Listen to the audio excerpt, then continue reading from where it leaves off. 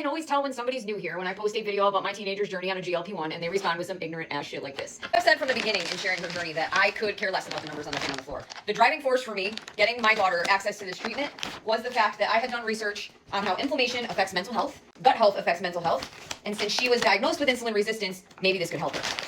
But before I looked at this option, when I first found out my daughter was hurting herself, I immediately got her into therapy and into a psychiatrist to put her on psych meds. Immediately. What happens sometimes with certain psych medications is that it will help solve one issue while making another one more present. So she laid back on the hurting of herself for a little while, but became extremely impulsive and angry to the point where it was causing a lot of issues. Ice pack still cold. She was in therapy 2 days a week, groups another day a week, doing therapy in school, on her medication, still struggling. But when I started doing my research on GLP-1, I thought maybe this will work. I needed this to work because I was so scared that if it didn't work, I didn't know what else I could do for her. I had tried everything. Now here's the thing. I have never made it about the numbers on the thing on the floor, ever. I could give a shit less about the 5-0 that my daughter lost. I never cared. But she cares. And she cares because now, 5-0 down on a GLP-1 in maintenance, she walks into high school every day and kids aren't picking on her. And she doesn't come home crying every day because kids aren't picking on her. And she's not fighting me to go to school every day because kids aren't picking on her. So as much as that 5-0 never mattered to me, it matters to her because the way that she is treated by children, probably children like ETs, is dictated by the way that people look. And I'd love to say it was just that age, but it's not because adults do it too.